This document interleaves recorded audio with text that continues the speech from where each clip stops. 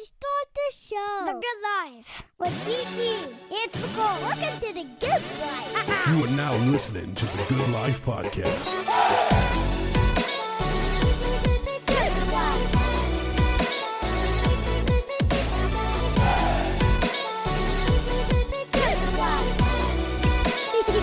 These boys are crazy. You are now listening to the Good Life Podcast. Good Life. What? To the Good Life Podcast. My name is David Taylor. Yo, it's Spicoli. What's poppin'? Yo, it's Shim. Welcome to the podcast.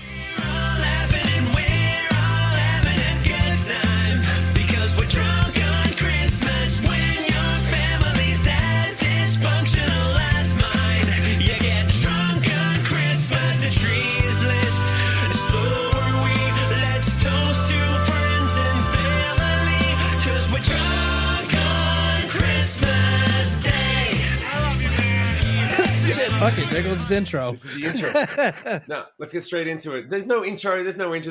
So let's go. Let's spend a minute going through this guy's credits from back when he used to be relevant. Let's just cut this.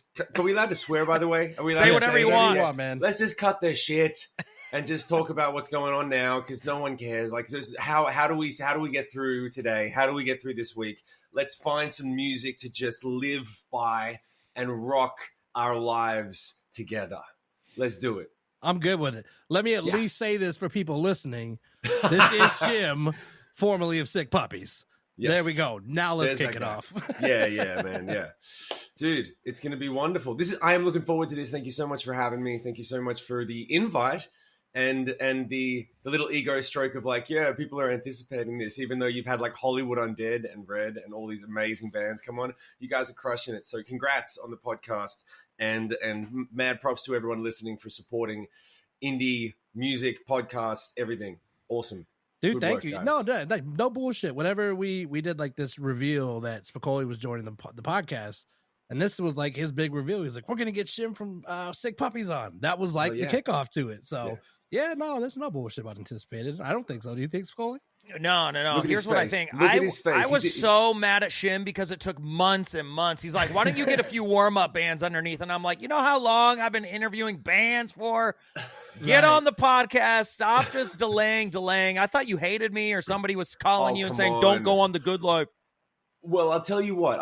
Once, by the time we get to the end of this podcast, and this is a flag for everyone listening, you need to listen to this whole thing. Don't be getting the 5-minute thing and go, oh, they're talking about something. You need to listen here. The amount of stuff that I've done since we first spoke about this interview was a trigger point to say, all right, you got to get your ass in gear. I've got like 3 things that I've finished and launched and set up, plus what I'm going to talk about. Like, there's a lot of stuff that's because I was like, all right, you got to have something to talk about if you're going to be on this beautiful podcast. You better be ready. So now I'm ready, and we're going to be dropping bombs the whole time we're talking of stuff that because I guarantee you, every other band, I love every band that you mentioned, but I guarantee you, most bands are like, so we got an album coming out next year, and the single's called this, and that's it. And let's talk for an hour about one fucking album. I got so much shit going on, I'm going to blow your mind. Dude, okay, so, all right. Well, first off, by the way, the Christmas song was launched a couple days ago. I didn't do a big thing. I'm past the point, man. I'm past the point of playing this game of like, yo, we've got to launch it and we've got to get all these people to validate it and write review. I'm like, fuck this. Put it out. People find it. They like it. They don't like it. Whatever. Let music do the work. So I just put out a Christmas song. It is the funnest, most awesome Christmas song called Drunk on Christmas. I wrote it on my live stream with the Hollywood Rebellion. It was basically an exercise in teaching songwriting. Oh, by the way, did I mention I've released an entire masterclass with over 120 hours of video lessons, tutorials, and lectures that you can go to shimsmasterclass.com, all one word, and you can download, sign up, and do weekly coaching calls with me to learn how to write songs. If you're the type of person that says, oh, yeah, Shim, I wrote a song once when I was 15, wasn't very good, would have loved to do it, but I don't really have it in me, you are the person who I'm talking to right now. Everyone can write songs. Go to my live stream, go to my YouTube channel, watch how I teach songwriting. Drunk on Christmas was written as an exercise to show people it doesn't matter what you write a song about, it can be awesome. And people were like, well, let's just write something silly about getting drunk on Christmas. I said, fine, I'll crush it. And I did. And it was awesome. And this song is... I got to ask you this, though. Yeah. I gotta ask you this. All right. Can we hear a little ditty? Can you sing a little something to us? Can you give us a chorus or something for people who haven't heard it yet and they're listening right now? I'll sing it for you right now, a cappella. Oh, I don't care. Okay, let's hear it. Fa la la la, the most wonderful time of the year, and I really would rather be anywhere else but here. The lines are too long, the good toys are gone, the same Mariah Carey song. I wanted to say the same fucking Mariah Carey song. I really would rather be anywhere else but here again. We're all laughing and we're all having a good time because we're drunk on Christmas when your family's as dysfunctional as mine. You get drunk on Christmas, the tree is lit, and so were we. Let's drink to friends and family because we're drunk on Christmas Day. That's the song. And good luck getting it out of your head. It is catchy as shit, dude.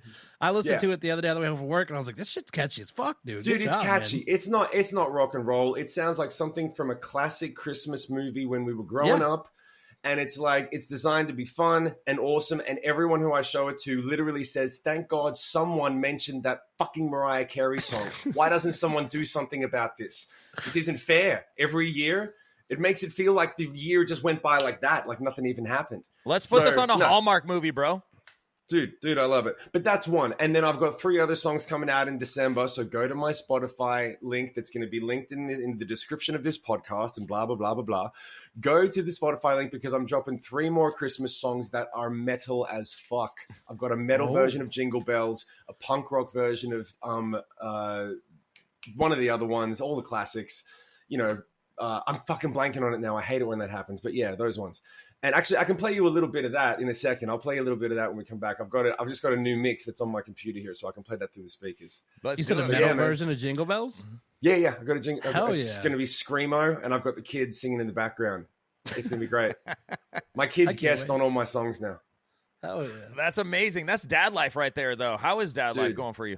Dude, dad life is the bomb. It's the bomb diggity. I love it. How's your dad life going too? You and I, when we speak on the phone periodically, we bond over dad life because we came up as like 2 messy kids that were like just trying to be relevant in radio and music and like chasing chicks. And then it's like, oh Christ, I've got a kid and now I'm worried about their health and safety. What the fuck is this?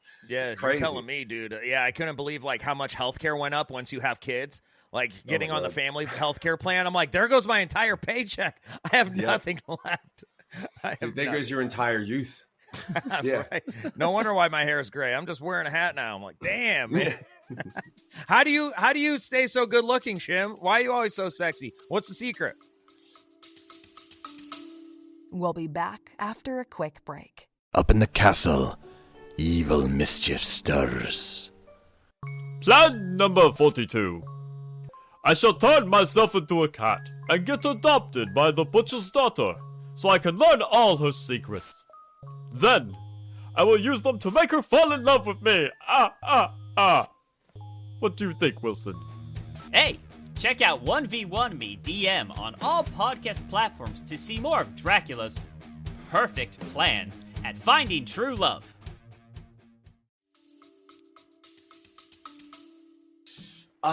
It's insane discipline, honestly, to tell you the truth. My discipline was pretty intense when I was touring. My discipline's gone through the roof now that I have kids because I don't know about you, man, but I see other people in our line of work or just in life, and they're hunchbacked. And they have this thing of like, you can see the world on the back of their shoulders, just pushing them down a little bit each time. And I just refuse. I just refuse out of spite to say like, oh, okay, so now I have to get less sleep and now I have to be responsible for these things and I have to be more aware. And after a while, it wears you down. I'm like, cool, I'll get up earlier. I'll exercise harder. I'll write more songs. I'll do it all myself. I'll figure it out. I just cannot abide the concept of giving up or accepting that like, well, I'm in this part of my life now. I guess this is how it has to be. Fuck that. Fuck that. And it's that Sydney, Australia. I mean, is it warm there where you're at, or does it ever snow? It's warm here right now. Yeah, it's warm here right now. Yeah. Okay. It just snowed today here in Omaha. How cold does it get down in Australia? I was wondering. It's not as the weather is as extreme as the Hemsworth brothers. So when it's really hot, it's real hot. And when it's cold, it's like in your bones cold. It's crazy. Do you like that? There's a clip for your podcast. I told you. I told you. It comes back like whiplash. He's got the dad jokes on standby. Dude. I'm starting to do a series, by the way, everyone. You got to check out. Go and follow my Instagram. It's I'm doing dad jokes on Instagram. Like once or twice a week, I just post a dad joke. And fuck, man, people love it. It's funny. I love it.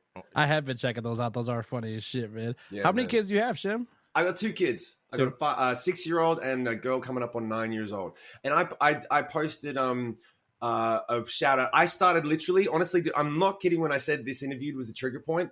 I started doing everything. Like I've got music that I'm ready to release for the next year. I'm doing it all myself at the moment anyway, until someone comes along with help from volunteers. Shout out to Don and Darlene and Nightmare. And they're helping me with everything. But basically, I put out an email that was reintroducing on my mailing list. If you go to shimsmasterclass.com, you can sign up for the mailing list. And I had people coming back to me like, "You're a dad? You've been doing what for the last couple of years? Like, what's going on?" I was like, "Yeah, like it's on my socials. I post every once in a while about the kids." And they're like, "But no one notices until you drop some new music." So I'm like, "Cool. I'm just going to release." And I know a lot. And by the way, to everyone who's listening, I know a lot of people were like, "You released this Jingle Jangle Christmas song. Where's Your Going Down Part 2? It's coming. It's coming. Just let it happen." Yeah, it's like, yeah. That's the kind of exciting stuff we want to hear about, because it is in your bones, dude. You're rock and roll through and through, and you like to throw down. And there's something like you that like you can feel it. You feel it every ounce in your being when you pour yourself out in your music, and when you're on stage. Your live shows are just money, bro. Thanks, man. Thanks. Yeah, I miss the live shows, and it's funny. You were before we started. You were saying that I'll walk out and not even grab the mic. I'll just yell at the crowd. And I forget about that stuff. But I had a guy, I remember, I had someone come up to me after Rock on the Range. And Rock on the Range was the first solo. It was weird, dude.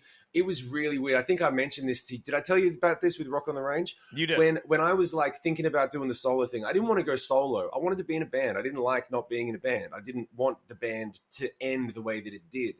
And so I was like, I don't really want to do any of this. And I said, well, look, if I could play Rock on the Range again as a solo artist, then maybe that would be the universe telling me you're supposed to go solo. And the first offer I got was Rock on the Range. The guys at Rock on the Range literally were like, if you want to play, we've got a spot for you. Come and open the stage and get yourself. And I was like, oh, man. And so I literally took that as the trigger point to go, all right, you got to get a solo record. You got to go. You got to do it. And so I went out on stage. I was so fucking nervous. I was so nervous. I don't even remember the show. I look back at the video like, I guess I did that. And I remember afterwards, a guy came up to me and he said, "Hey, man, great show. This is the first time I've seen you, but I've heard your music for years. Why do you call... I love the way you call the crowd your bitch. Why do you do that?" Yes. And I looked at him. He said, "How come you do that?" And I just looked at him deadpan and I said, "Because that's what they are." And I left the pause to hang for so long because he was waiting for the tension to break and I didn't let it break. And he just sort of went, "Oh, okay then. It was nice to meet you." And he sort of trailed off like, but yeah, I don't know why I act the way I do on stage. It's kind of stupid, really. I remember you told me once, like you needed some inspiration. You needed to up your game when it comes to your stage performance. And you picked some of your favorite artists like Papa Roach, like Jacoby Shaddix, Papa Roach. And you would watch like YouTube videos to see like how they did it. And you would take a little piece of this person, a little piece of that person, and then you would put it all into you. Yeah, that comes back from acting technique. Like a lot of people might not know that I started out as an actor as a kid. I was on TV and films in Australia and stuff. I did a little Macaulay Culkin before I moved into the rock and roll thing. And one of the things that they teach you is like they're called ingredients. And this is, again, I'm going to promote the masterclass. All this stuff is in shimsmasterclass.com, which I was finishing to be able to talk about on this. So if you ever want to learn about how to do what I do, songwriting, performance, singing, anything, go and click that link and go and check it out. And it's called ingredients. And you find people that I'm sure you've done the same thing where you had people that you look up to, and everyone does it. They have like idols or parental figures or anything. And they go, I wish I could do the thing that he does or she does. And then you see pieces and you go, well, I could do that little piece. I could do that. And then you take it. And it's not stealing. It's called plagiarism and taking inspiration, as long as you blend it into your own show. And I knew that I was on the right track when I stole Jacoby's bit where he goes, Papa Roach, and Sick Puppies. It's the same syllables. And I was like, I could steal that. I think I'm going to steal it. And I didn't tell him. And at the time, him and I we were texting and on the phone, and I haven't talked to him for years now, but like, I did it at a show and they went nuts. They screamed at Sick Pop. Basically, the move is you finish the set and right before you walk off stage, you go, thank you very much. We are Papa Roach. And then they go, Papa Roach. And you walk off to them chanting the name of your band. So I did it, Sick Puppies. They screamed it. We walked off stage. I called Jacoby and I said, hey, man, listen, I just need you to know something in case I want you to hear it from me in case you see it online. I stole your move. And he was like, which move, bro? Because he's got so many. I had to be specific. Right. And I was like, yeah, you know the thing at the end with Papa Roach? And there was a pause and he was like, did they do it? And I was like, oh, shit, he's going to grill me. He's going to fucking grill me. He said, did they do it? And I was like, yeah, man, they did it hard. He was like, you rock that shit every night and you give them that show, motherfucker. I was like, yes, fuck yes. That's Jacoby. That's how that sounds like some shit he would say, honestly. Yeah, that's dope. Yeah, he passed the baton for that move, and I was like, fuck yeah. So, no, I steal from everyone. I don't care. The only thing that matters is the show. The only thing that matters is the people who show up leave feeling better than they came in. That's what we do. That's our job. And there's another thing that you always promise about your show. Like, if you don't feel like that Shim gave 100% effort and you don't leave satisfied, Shim will give you your money back. 100%. That used to piss off our label so much. That used to piss off the band and the label and the management because they'd be like, you can't offer a money back guarantee all the time. And I would say, why we should be offering it every time. How can we not? How can we stand behind a product or a show or a performance and be like, this might suck. And if it does, I'm keeping your money. Like, what the fuck? Like, no, this is going to be awesome. And if you don't agree, then like every other product gives you a money back guarantee. You can't find shit online that doesn't offer a 50-day free trial and a money back guarantee. Give me a break. Like, what's the deal? So no, I always thought it made the most sense. And once again, I'm going to throw back to Shim's masterclass. I teach it and I stole it from Linkin Park. You steal these things from everywhere. Linkin Park released Hybrid Theory and they said in the full page ad, money back guarantee for Hybrid Theory. And I remember looking at it going, I've heard one single. I'm not sure about the band yet, but it's a money back guarantee. It's probably awesome. And I bought it. And I remember that was the moment when I said, I'm going to offer a money back guarantee because it works. It shows you that, like, I believe my band is the greatest band in the world. Test me, motherfucker. So did anybody say, I don't know, I need my money back? Yep. One guy came up. And no, I swear to God. And the funny thing is, he looked just like you, David. He came up. He had the beard rocking in the back. No, he had the beard rocking in the backwards hat, and he was like Mr. Cool Guy. Like I'm just chill, man. Like I couldn't make out if he was like was he a rock kid or was he like he wasn't wearing the eyeliner or anything. He was just super chill. And he was like, "Hey, man, I heard you offer a money back guarantee." And I said, "Yeah, man." He said, "I want it." I said, "Cool, brother. All right, just one question. Tell me what you didn't like, because I'd love to improve on it." And he was like, nah, man, I was just fucking with you. I just wanted to see what you'd say. And I was like, cool, because you're the only person who's ever said it. Because I would have done it. I totally would have done it. But he couldn't. I was like, you got to tell me why. Give me one reason. Like, did I say fuck too many times? Because I do that. Like, but at the same time, you've heard the records. Give me a break. Right. So no, I've never had anyone, and I'm proud of that. Honestly, to this day, no one has ever asked for a money back guarantee. That's why I'm more committed than ever to continue offering it. You know what's cool, man? Every time I think about Shim, dude, I always think back probably the first time that I had heard Sick Puppies, Spicoli, it was from you guys. From, unfortunately, to bring it down for a second, was from the mall shooting. Yeah, that was the first time that I think I had ever heard. And every time I hear the word Sick Puppies or Shim or anything, that's it takes me back to that concert. Was that Sokol, wasn't it? Yeah, it was Yes, at it Sokol was. Auditorium. There was Yeah. a tragedy at Westroads Mall, and we needed to bring people back and reunite people again through the power of music. And so my boss was just like calling everybody, what band wants to do it? Can anybody volunteer their time to do it? And she went around and she asked so many bands, and she wasn't getting any feedback. And she called Sick Puppies, and the rest is kind of history. So you guys agreed to it. You came to Omaha, and at the time, Shim, your Free Hugs video was out. You kind of want to take it from there? Yeah, well, that was one of those serendipitous things. Sophia from the River, I'm sure she's listening. Hey, Sophia, honey. She's one of my oldest, dearest friends, and she was the first person to play All the Same. And she bet on us. She was like program director for the River, and it was the first choice that it was the first time that she said, I'm just going to play this even though it's not in rotation anywhere else. And she helped to break the record. She helped put us on the map. And so that song, All the Same, and the Free Hugs video was kind of adopted by Omaha and Nebraska as the theme for that year. And then this tragedy happened, and it was the soundtrack to the Free Hugs video, which was the first viral video ever.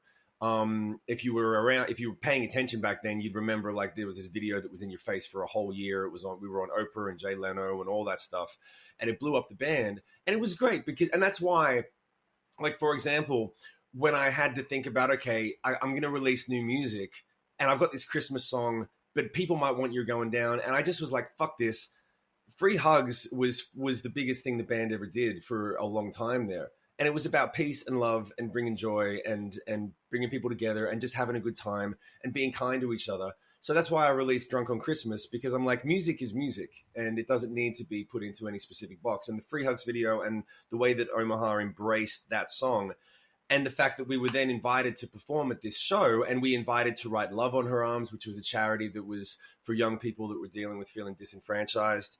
It all came together to just support the community because everyone was broken. You know, everyone was really not doing well, and people don't need much to come together, and music really does the work. Really, that's the reason I always come back to music and why I wanted to build the thing like the masterclass to teach people, because every time I talk to people about music or I teach them about songwriting, it just makes you better.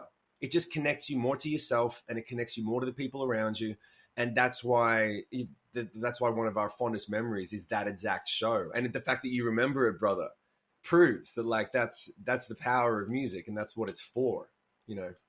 Yeah, and at that show, it was a free show. Everybody walked in and they got a Free Hugs t-shirt. And Shim, you and the band, you guys stayed and you signed everything you could possibly sign from people. You took pictures, you celebrated. I mean, what a powerful moment that will go down as one of the best moments in our city's history.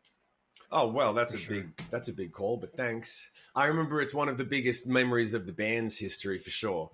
That's up there as one of the best. And that's cool. Because I was wondering from your standpoint, like, okay, like, did you just do it and you're like, oh, that was cool. Like, what's next? Like, how did the band feel after you did something like that, after a big tragic shooting at the mall and coming in and doing that?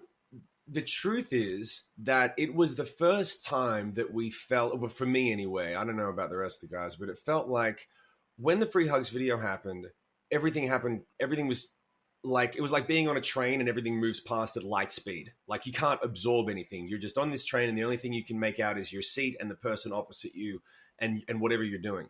And we were on a whirlwind journey for months and we were exhausted and it was crazy. And I wouldn't trade anything, but I couldn't do it again. It was so exhausting.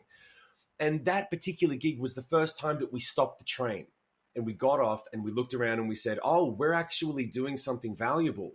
This is actually happening. Our music is connecting with people.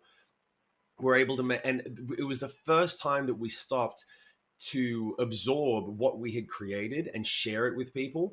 And that was one of the things that added to it being one of the most pivotal memories in the band's career, because we wanted to be famous and we wanted to have our egos stroked and all that stuff. But deep down, what you want is for people to say, I really love your music and I'm glad you made it and we're using it and it helped me through something. And that was the first time when we could see people going, you came, you're here. Thank you so much. I get chills right now as I'm talking about it, remembering it. Right. And that was, I remember thinking I'm going to chase this feeling, because it was the first time I got that taste of you're doing something that means something. It's not just about a #1 record or a sold out show. It's like, you're going to remember this. And the fact that you remember it, brother, I'm like, it was a long time ago now. But it's like, what, 15 years ago? Yeah, it's probably, a long time ago, making me feel old as fuck. Yeah. Yeah, but to think about, like, when you brought on All the Same and you started singing it and you just kind of let it breathe and people were crying and just hugging each other. What a powerful moment. And as a musician, that's all you can hope for, right? No, that's all you can hope for. And that is really, honestly, one of the things that's brought me back to putting music out again. Like, when I did the live stream after I did a solo record and that did what it did. And then I did the live stream for the pandemic and that was amazing. And then I realized, I was like, I kind of got stuck in the rat race of being an artist, an independent artist, and you're chasing numbers. You're doing the Instagram posts and you're doing the this and that and you're checking algorithms. And I was like, I did it for a few months and I was so miserable. And I was like, okay, I couldn't keep up and I had to stop. I was like, this isn't right. I don't know what right is, but this isn't right. And so I just took a break and I took like a year off, like totally, where I wasn't even really posting. And then I was like, well, what do you, and I was like, how do you win? How do you win? You know what I mean? Like, you have that question as a man, as an artist, or as a father, as a parent, or anything, as a person. You know, how do I win in my life? And Jamie Lewis, who I did the song Drunk on Christmas with, he has a philosophy, which is I write my own game and I always win. So I was like, all right, I need to write the rules to my own game. You know, and that's what independent artists do. And to any independent artist listening or people who want to make anything, you're playing against yourself. We write the rules to our own game. If you play in someone else's game, you're usually going to lose more often than you win. You know what I'm talking about. You can talk about the game of life, love, money, anything. You got to make your own rules and set your own targets. And so I was like, well, what makes me win is making music. Teaching people how to write songs and make music is one of the most satisfying things that I've ever done. When I was doing the live stream and showing people how to do it and watching them come up with ideas and create, it was so satisfying. And then playing live, writing songs. So I was like, how do I make this so that I can do that more than I have to worry about the other stuff? And I can still produce great songs and feed my family and do what I got to do. And so I just was like, all right, make the masterclass, have a community of people that you coach, have a community of people inside that. I've got my Patreon as well. Like every artist these days should have a Patreon, which is just where you can come and hang out. And I've got a Patreon now that's set up on Kajabi. So you can come and support me and you get a free VIP ticket every single month to a live show on Zoom for free, plus a stupid amount of behind the scenes stuff and demos and access and unreleased music and unreleased footage of stuff you're never going to see anywhere else. And this way I win. You know, I get to put my music out. I get to do it the way I want to. And I've had some people ask me, like distributors and labels, and they're like, what's your release plan? And I said, dude, everyone has a plan until they get punched in the face. You know what I mean? Right. That's Mike Tyson, right? Right. Everyone has a plan until they get punched in the face. So how about we just put out good music and let people love it? Let's get back to loving music and just enjoying it, and things work out. Run your own. I have race. a question about your Patreon thing. So I saw your sponsored ad for it, and somebody asked a question in the comments. And so we had Tommy Vexed on, who kind of went through a shitty breakup with Bad Wolves. Oh no, I didn't really. I have no idea what that feels like. Yeah, right. So that's why I was gonna. Someone asked a question in the comments on that sponsored video, and they were asking, "Do you own the rights to like the songs from Sick Puppies? Do you own any of that stuff where you can take it on tour when you want to, or is it kind of a weird area?" So no, it's not a weird area. It's not weird, but it is something that it's another thing that I teach in the masterclass. If you're interested, it has to do with the way that the music business is structured and how different things are created and split. So, for example, I write a song, let's call You're Going Down, with 3 other people, right? Back in the day. So I own 25% of that song. So when that song gets played and when the masters get sold and things like that, I get 25% of what the song generates. But I can go and play it anywhere I want. I can re-record it and do whatever I want, right? So no one can stop me from going and playing the songs live and re-recording them, but someone else technically owns the masters and 3 other people own a percentage of the song. So when I do go play it and the song generates money, they get a chunk of it. But when I do my show, I keep the money from the show. So that's boring stuff that really isn't for fans. Like, no one really cares. The basic answer is I own enough of what I've done to be able to go and satisfy the crowds and play my songs and release what I want to do. So that's cool, at least. Yeah, that's a good answer. Yeah, that's the thing. Like, all the other stuff was worked out years ago, where it's like a couple of people have asked me if I'm going to re-record Sick Puppy songs, and the answer is yes. At some point, I'll re-record them and I'll put them out, and I'm going to do like different versions. So that's on the way as well. Like I said, just click the links in the description and follow everything, guys, because there's a lot of cool stuff coming out over the next year. And but there's definitely, I always found it funny when I started doing the solo tour a few years ago, and people would say, are you going to play any Sick Puppy songs? And I said, do you mean my songs? Right. Yeah, I'm going to play my songs. Yeah. Yeah. Like, no one, who else is, come on, like, let's get real. And I had a guy, and you know what? I'd like to know from the people listening to this podcast right now, you go ahead and you comment and pump the algorithm on what these guys are doing with this beautiful podcast. If I release a song as Shim versus as Sick Puppies, does it really make a difference? Does it? And I want to know. If someone says, I can hear the same song, but because it's called Sick Puppies, I like it better. Is that what happens? Let me know. I'm genuinely curious. Like, that's a good question. It's a good question, right? I don't know the answer. I know some people are like, when are you going to release some new Sick Puppy stuff? I said, there's new stuff coming out that sounds just like that, because it's me. Is that good enough? And no one answers. It's like, I'm not trying to bitch slap them. I'm not trying to shut them up. I'm like, is it okay to release music that sounds just the same, just as good, but it's called Shim? Is that okay? You let me know in the comments. Everyone answer. Go ahead. Pump the algorithm for these guys. There's the video clip. There it is, dude. That's the clip. You know what we should have done? We should have. So we just found out we can have audience members join this. We should have had some people come in so they can fucking type questions and shit. Yeah. Dude, you should turn this into a live stream. At you some want point, to? you can do it. You can do it live on Twitch, or you probably do it live on Twitch and YouTube at the same time. I can teach you all that stuff now because I've been doing it for so long. But yeah, it does work if you can throw to questions like once every 4 times in the podcast. You go, we're going to go to the questions. Let's see what Joel has to say. Well, one thing about Shim is, like, we always build relationships, and so I would love to have Shim on anytime, anywhere, any place, because this, I mean, it would just, I love his attitude. Like, you think about how many times, like, bands break up and the lead singer might fold, or he'll might like go, or she'll might go and try a new adventure and they just give up because it's not the same, and they try to find a way back to their old band. But Shim, I never saw that in you. I saw, like, an entrepreneur, somebody who felt free to create and try new things. And when people say, "Oh, Spicoli, do you think Shim will ever get back with Sick Puppies?" I say, never say never, but I just feel like you're having so much fun doing your own thing. Like, that really hasn't been something that's crossed your mind, unless I'm wrong. Well, no, it's not that you're wrong. It's like, I definitely haven't thought about getting back together with Sick Puppies. And so this will be another clip for you. I want you to know, brother, how much what you just said really means to me. It really means a lot, because honestly, and I'm going to drop truth on this podcast that I haven't dropped ever. I was fucked up for a long time after the Sick Puppies broke up. And I didn't realize how much it was going to fuck me up. And I didn't know how it was going to fuck. I didn't know what, all I knew was that it was time to end. Things hadn't been good for a while. And I needed to take a stand, and I needed to do the thing that was right for me.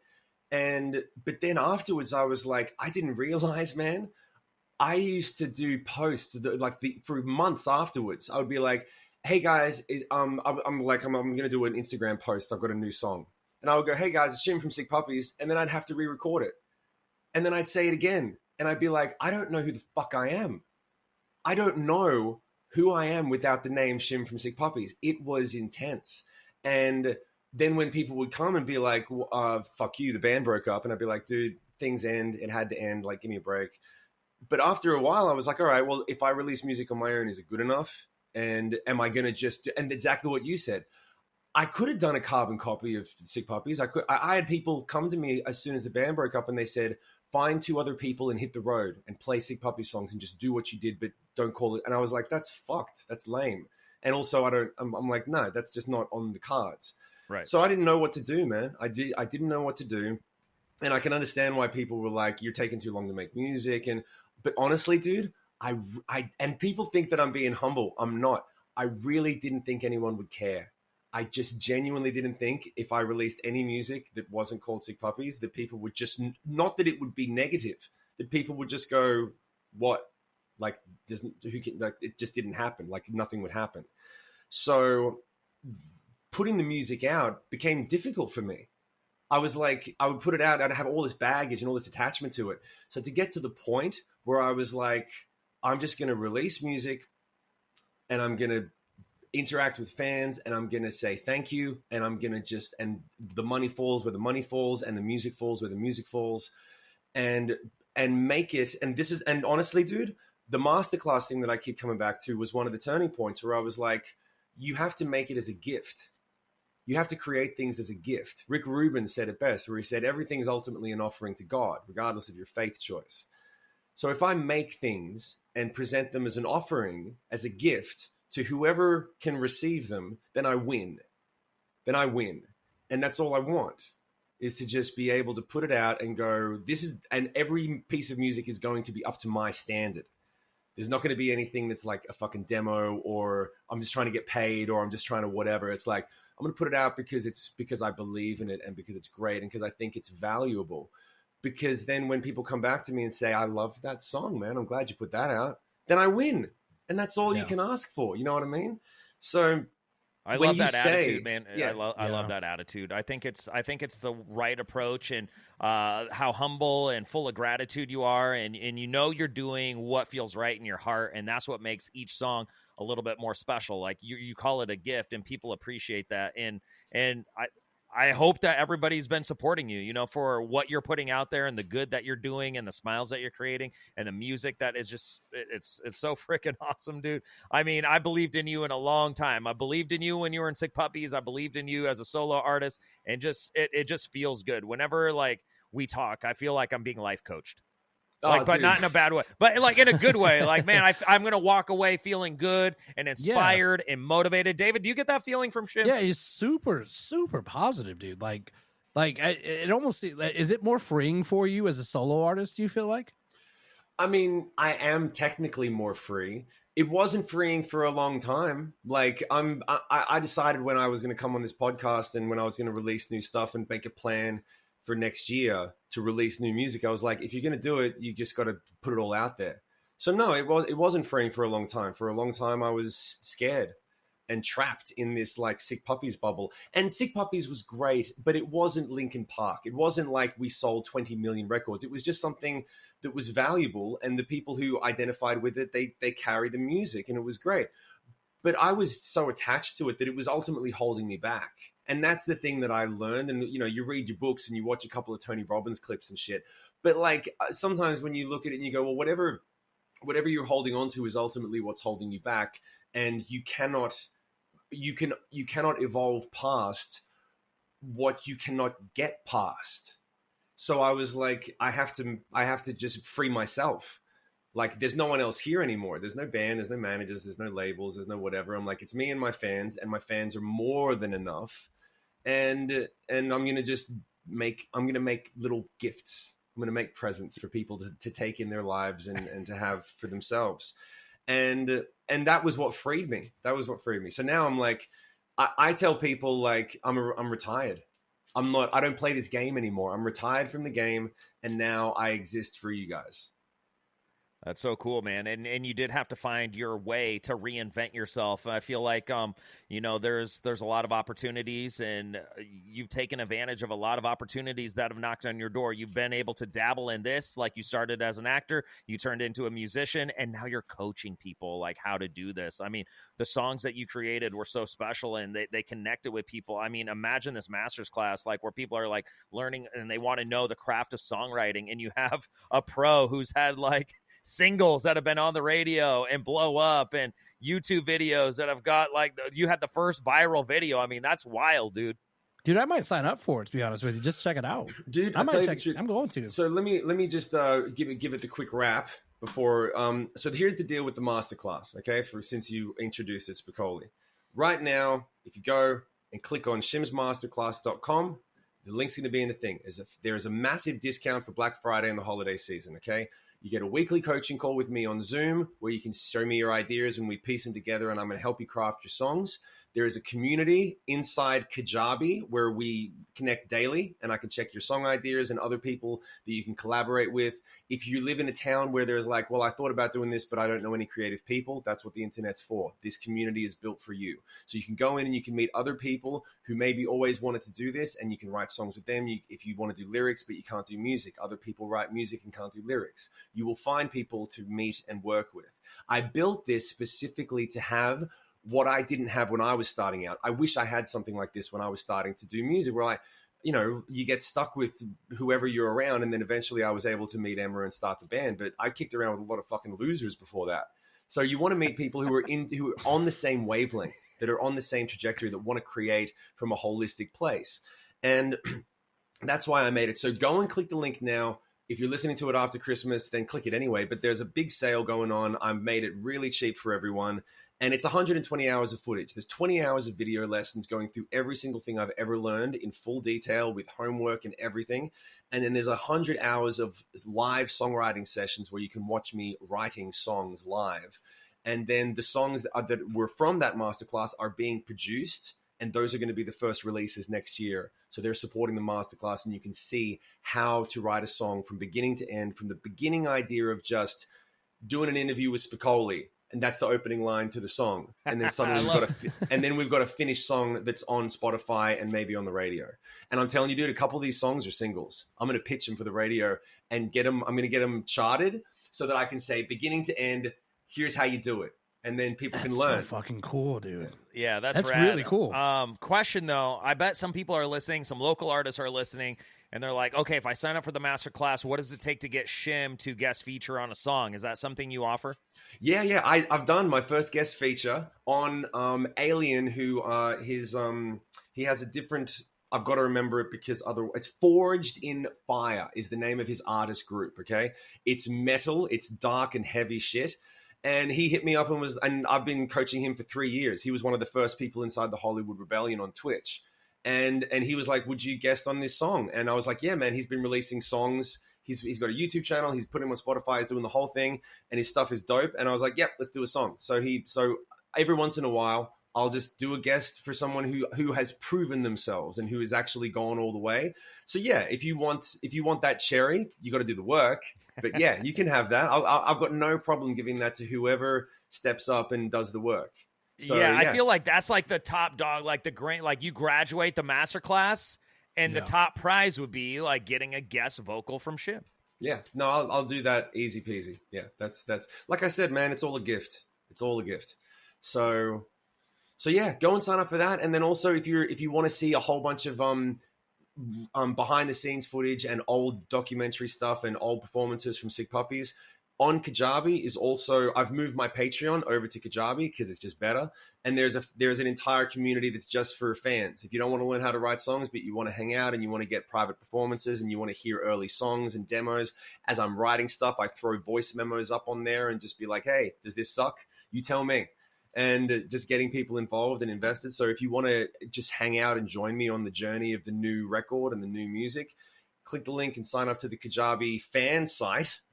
And then, you can just hang out and be on a private Zoom call. Every month we do a private concert where you can request a Sick Puppies song or a solo song or a B-side or anything.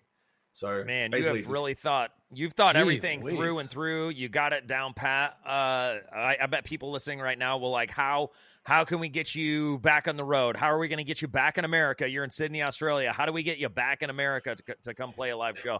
Okay. There is one thing that's fun that I wasn't going to tell you, but since you asked, I don't give a shit. I just don't care, so I'm going to just drop it. I'm not doing any live shows as Shim, okay? I don't have anything planned at the moment. What I'm doing is I'm practicing a philosophy, which is when the market invites me back, then I will show up. And for example, the market invited me back to say, Shim, can you come and do a podcast with David and Spicoli? Do you have anything to talk about? No, but I'll make it. Thank you for inviting me. So now, if an opportunity comes up where someone says, okay, here's enough money to bring your band out and play a show, then I'll show up. At the moment, that hasn't presented itself, but I haven't released any music yet. So we're going to see what happens. We're going to drop it and we're going to let everyone know, and we're going to see what happens. One thing that did happen, and I cannot express to you everyone, here's a clip for you, Spicoli. I'm about to drop a big fucking dime. I cannot express to you how real this manifestation shit is. I've been doing it from the beginning of my career. When I started, when I was 16 years old and I was an actor and I said, I want to be a famous rock star, I wrote it down.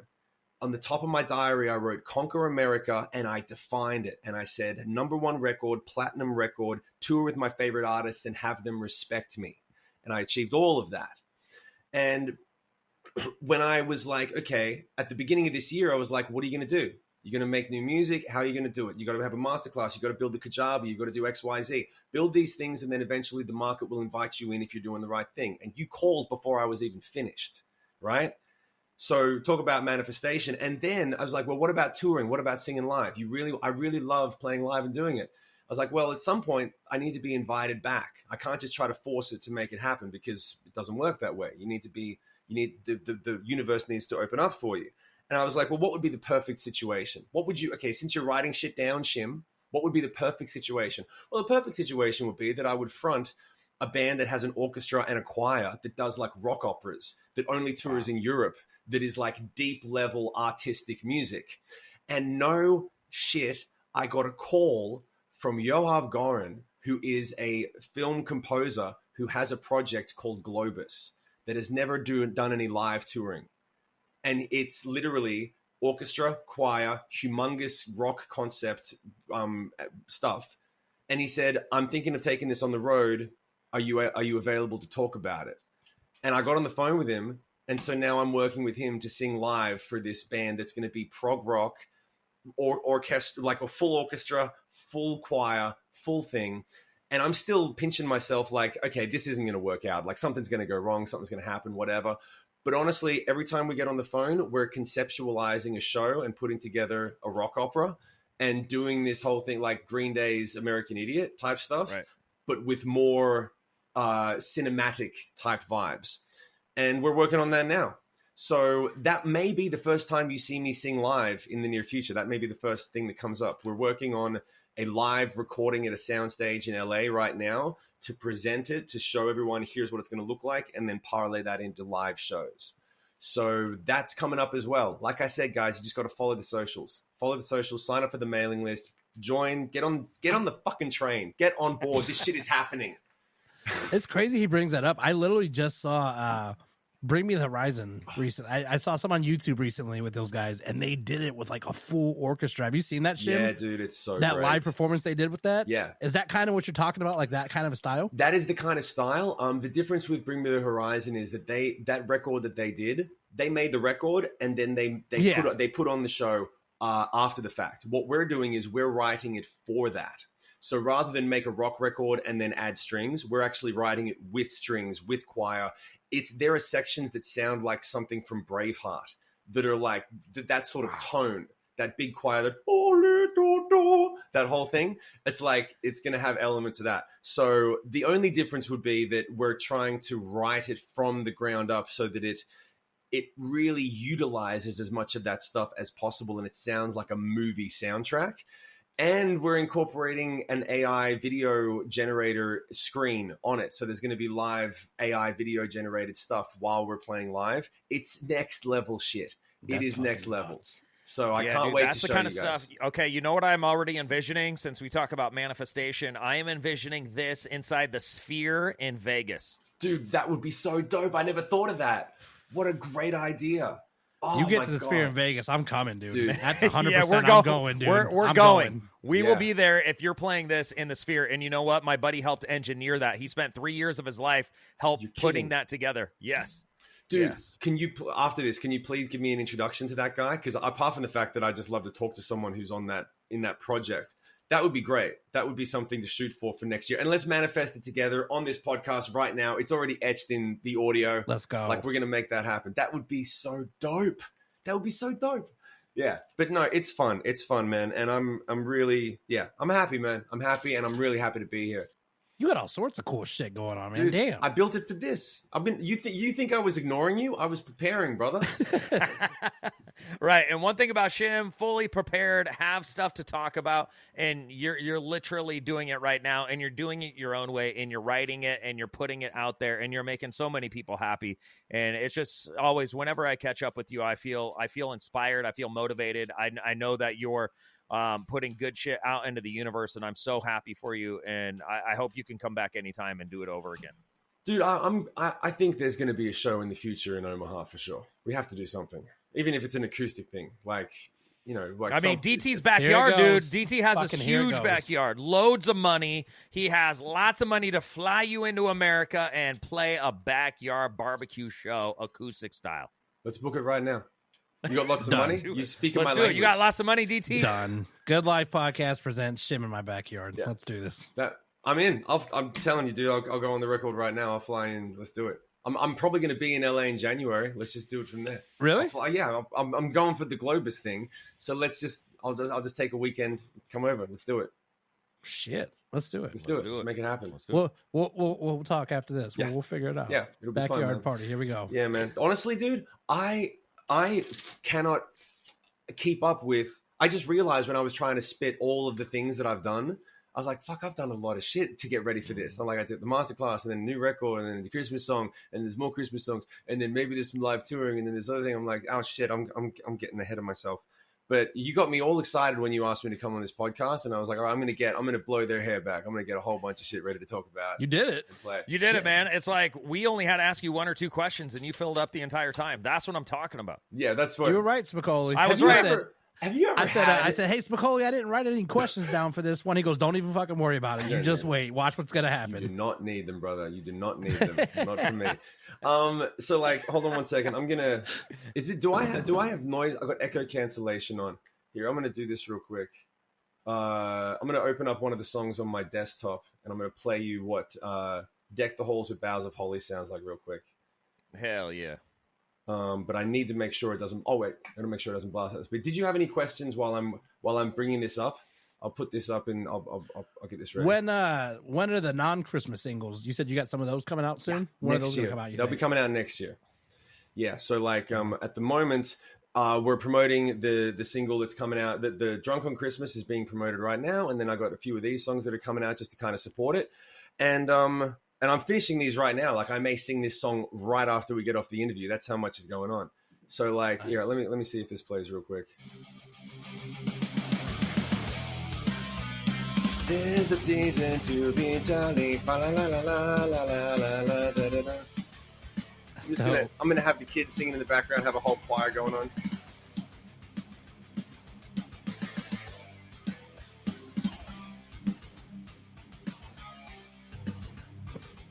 I like that. And it's just gonna keep going like that. That's super. Jesus. Are you doing all the instruments then? Yeah, I was gonna ask that. Actually, I have a friend of mine who it's another thing, manifestation. A friend of mine who is in the Ukraine, in the middle of the war, named Stan Sinitsky. Hi, Stan. How you doing? This is a great story. He reached out to me while he was working on an NFT video game because I'm also starting to do NFTs. Even don't poo-poo on them. Just wait. Give it a year, okay? So here, just forget about it. We'll pin that and we'll come back to that next year when they're pumping again, okay? But while I was doing it, I was on the live stream and he reached out and he said, "Hey, I'm working with a game company. I'm thinking about incorporating a song as an NFT. Would you be interested?" And I said, "Yeah, let's do it." So then that company folded, and him and I have been working together ever since. We're working on a concept record that has to do with the war in Ukraine and that takes inspiration from the conflict because he's literally living in it right now. And I hit him up and I was like, "Can you help me put these together real quick?" So he actually helped program and play on these things. And then I cut the vocals and the extra guitars and I put it out. So it's a collaboration in that way with this guy. And anytime anyone hears it, it goes to support him while he's dealing with this. He's living in an apartment with his girl and a cat, just trying to fucking survive. And he's making this music and trying to be a musician and make a career out of it. So I work with him and help him out as often as I can as well. That's awesome. It makes you really appreciate and be grateful for what we've been given because, man, what a rough time over in Ukraine right now. And people forget, he was the first to say, you know, like when we first started working together, it was in everyone's face. And he was like, this has happened before. Give it a few months, people will forget. And then, you know, and he was kind of testing me like, yeah, you say we're going to work together, but let's talk in a few months. And that was like a year and a half ago. So he thought I was probably going to bail, like everyone kind of, you forget. But you do have to be grateful. They had a drone attack yesterday. When he doesn't get back to me with, I hit him up like, hey man, checking in on the new song. And then I don't hear from him. I get worried, genuinely. Right. And then he hits me back and he's like, sorry man, we had a drone attack. Power was out for 24 hours. I'll have the drums finished in 3 hours. I'm like, dude, why don't you just take the night off, man? It's okay. No, I'm going to get it to you, bro. Yeah, no, he's dedicated. I fucking love him. So yeah, and the new music, all that sort of stuff. The new music is being finished at the moment to support the masterclass, and then that's going to be coming out next year. And then I'm just going to be dropping songs. I'm thinking I'm going to do like one song a month. I'm not going to do the whole album thing. I'm not going to do the waterfall. I'm going to be like one song a month, and then you just add it to your playlist. That's how we roll now. That's how we live. Yeah. And just like enjoy it. And then at the end of the year, I'll call it an album and package it as something or whatever. And you can buy it as part of the merch if you want to have a hard copy or whatever, and just let people have their experience, you know, let it come to them. So yeah. Spicoli, do you like it better like how the singles are getting dropped, or did you miss it like when the whole album was dropped? What did you like better? You know, I liked discovering the music like on the album, and something that I didn't hear on the radio because I was so used to like radio singles for a long time and still am. So I would like to find a new song that I could gravitate towards too. So I respect that, but I understand how things evolve and things like, you know, if I'm going to put out a single here, and I love the independent factor of it where Shim can just release a song whenever he wants. He doesn't have to wait on anybody. He doesn't have to get any permission, and he can just drop it.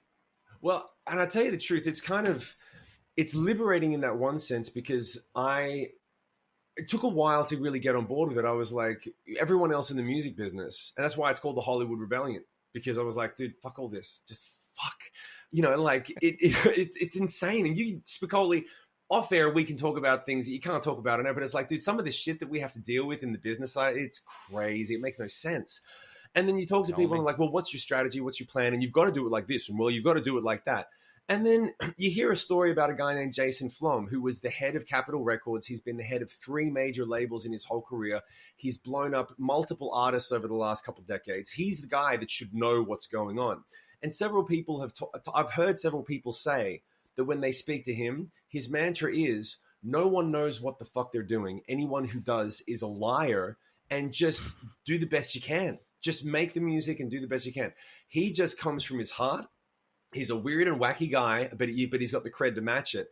And he's like, no one knows. So whenever anyone tells you like, well, you got to have a single first, and you've got to have 3 singles, and then you're allowed to drop the album, and the 3rd single really should be a slower track for the radio. Fuck off. You know what I mean? Like, just like, how about, because the fans just want music.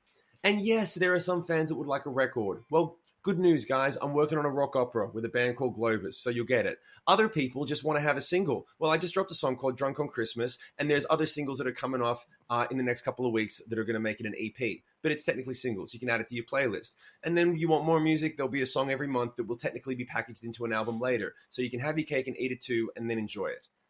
So whatever. You want it. Words of wisdom from Shim there. There you go. But that's how to live life, isn't it, man? Like, you got to play your own game, and you got to understand that no one knows what they're doing. And making yourself happy is one of the hardest things in the world to do. And the thing that's really frustrating, you tell me if I'm wrong. It's so frustrating to know that no one else can really make you happy. That you put it out into the world, and you're like, can you accept this thing that I made, and then I'll be happy? Can you marry me, and then I'll be happy? Can you hire me for a job, and then I'll be happy? So our happiness is in the hands of others. So does that mean that we have no power at all to make ourselves happy? Or do we say, if I don't get the job, it doesn't define me as a person. If the single doesn't go well, it doesn't define me as a person. If the girl doesn't want to go out with me, it doesn't define me as a person. I'm going to do it because I love it, and I'm going to sleep at night, and I'm going to know that I did my best. But even if you're, people might listen to this and think, oh, Shim's a rock star. By the way, I'm totally not. And I've never identified as that. But the thing is, like, everyone deals with this. I know people like Brent from Shinedown. I remember when I first met him and Sound of Madness was blowing up. He was conflicted. He was like, shit, this is getting big. Like, I don't know if I'm not speaking from I'm not saying that he ever said this. But people have this thing of like, I don't know if I'm ready for this. Do I deserve this? Am I doing the right thing? What if I fuck this up? It comes with every person. You know, I reference Brent because he's the king. He's one of the biggest in the world now. I remember being on his bus when the band broke on Sound of Madness, and we were coming up, and I was on his bus, and he was like, there's a lot of people out there tonight, man. Fucking wow. Like, I'm like, yeah, like, isn't this normal? He's like, yeah, but still, you know, wow. I'm like, oh, okay, so you're still getting used to this. Wow. You know? So, like, you gotta make yourself, you gotta do what works for you, man. And if the people around you don't accept it, then they ain't for you. They aren't for you. And that's fine, because there'll be plenty. And that's why, again, it's why I built the masterclass. It's why I built the community. Because I was like, I want to build a place where people that want to make music and create, doesn't need to be rock, pop, reggae, opera, doesn't matter. Music is music.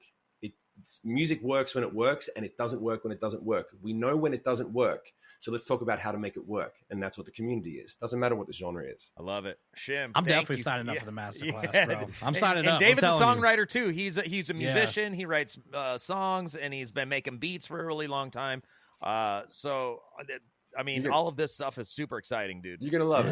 You're going to love it. It's everything I've ever learned in one masterclass.